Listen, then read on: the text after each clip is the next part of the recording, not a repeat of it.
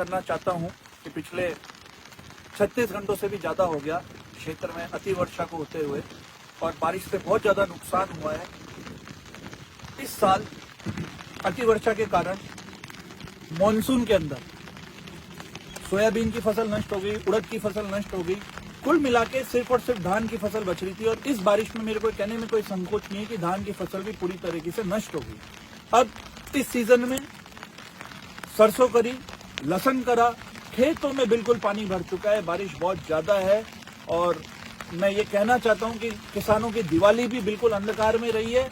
और अब मैं ये पूछना चाहता हूं सरकार से कि अब तक कौन सा सर्वे चल रहा है? संपूर्ण फसल नष्ट हो चुकी है। अब कोई सरकार किसी प्रकार का सर्वे में कोई समय बर्बाद न करे, संपूर्ण क्षेत्र को पूर्ण रूप से नुकसान मानते हुए अति शीघ्र किसानों को मुआवजा दे, बीमा क्लेम दे। बहुत बड़ा आंदोलन, बहुत बड़ा धरना हम वहां पे देंगे जिसमें हम हमारी जो मांगे हैं, जो भी किसानों को जिस तरीके से सरकार आज लूट रही है, बीमा क्लेम नहीं दे रही है, फसल मुआवजा नहीं दे रही है, डीएपी के साथ जबरन अटैचमेंट दे रही है, कुछ आमदनी किसानों की हो नहीं रही है, एमएसपी दे नहीं रही है, इन सब को लेकर हम लोग बहुत किसानों के अंदर एक बहुत भारी आक्रोश है।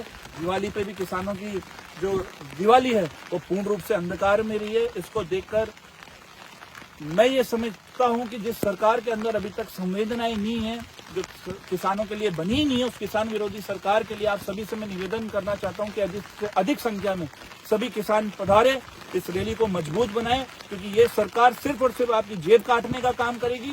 थोड़ी बहुत जो कसर बच रही है वो स्मार्ट मीटर लगाकर आप लोगों को लूटने का काम करेगी। तो स्मार्ट मीटर को लेकर डीएपी के साथ जबरन अटैचमेंट, फसल मुआवजा, बीमा क्लेम और भी अन्य समस्याएं, सभी समस्याओं को लेकर किसानों की समस्या इतनी है कि पूरी डायरी बन जाए।